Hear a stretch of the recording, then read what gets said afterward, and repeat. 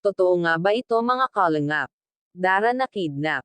Bago po yan mga kalingap, huwag niyo pong kalimutang mag-like and subscribe sa aking YouTube channel Kalingap Community. Isa na namang video ang ating pag-uusapan ngayon, pagkalabas nga daw ni Dara sa eskwelahan.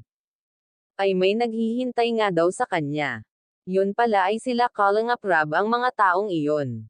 Napagkamalan talaga silang mga kidnapper dahil ang ilan sa mga kasamahan ni Kalingap Rob ay nakadamit ng itim at malalaki ang katawan. Hindi nga alam ng mga estudyante na kakilala pala ni Dara yon. Pati nga guro ni Dara ay napatanong kung sino nga daw yung mga lalaki na nagsundo ni Dara. Kasi alam naman natin mga Kalingap na napabalitan na may masasamang tao na sumusunod kay Dara.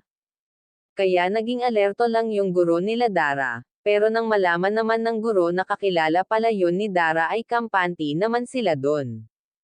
Nagtatawanan na lang sila sa sasakyan dahil ngayon napagkamalan silang mga kidnapper.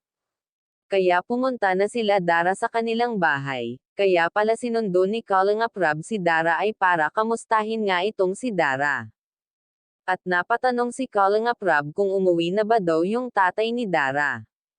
Sabi naman ni Dara ay hindi pa nga daw ito umuwi at hindi nga po daw ito nagparamdam. May hiling nga itong si Dara para sa kanyang tatay na sana po ay wag daw niya pabayaan ang kanyang tatay at wag daw magbisyo tulad ng pag-inom. Salamat at nandyan si Kalingap Rob handang tumulong sa kanila. Paano na lang kung wala si Rob? Paano na lang ang pag-aaral ni Dara at sa kapatid niya?